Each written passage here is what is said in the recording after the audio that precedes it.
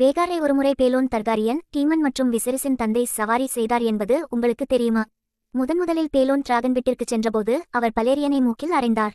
அங்கிருந்த ஒரு கிங்ஸ்கார்ட் பேலோன் துணிச்சலானவர் அல்லது பைத்தியம் பிடித்தவர் என்றார். அதிலிருந்து அவர் பேலோன் தி பிரேவ் என்று அழைக்கப்பட்டார் என்றும் குறிப்பிடப்படுகிறது.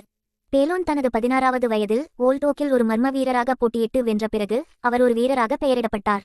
ஏகோனின் வெற்றிக்கு 92 ஆண்டுகளுக்கு பிறகு பேலோனின் அன்புக்குரிய மூத்த சகோதரர் மிரிஷ் கடற்கொள்ளையர்களால் கொல்லப்பட்டார். எனவே பேலோன் தனது சகோதரனுக்காக பழிவாங்க வேகார் மீது பறந்தார். டார்க் சிஸ்டரியை பயன்படுத்தி பேலோன் எண்ணற்ற எதிரிகளை கொன்று தனது சகோதரனுக்காக பழிவாங்கினார் மற்றும் ஒரு ஹீரோவாக கிங்ஸ் லேண்டிங்கிற்கு திரும்பினார். ஆனால் இத்தனை வீரர்கள் இருந்தபோதிலும் பேலோன் கூறினார், நான் ஆயிரக்கணக்கானவர்களை கொன்றேன், ஆனால் அது அவரை மீண்டும் கொண்டு வரவில்லை. அவரது சகோதரர் மறைந்ததால் பேலோன் வாரிசாக பெயரிடப்பட்டார். இருப்பினும் ஒரு சமயத்திற்கு பிறகு அவர் வயிறு வலியால் இறந்தார். அவரது மரணத்துடன் 101 ஏசியின் கிரேட் கவுன்சில் நடைபெற்றது.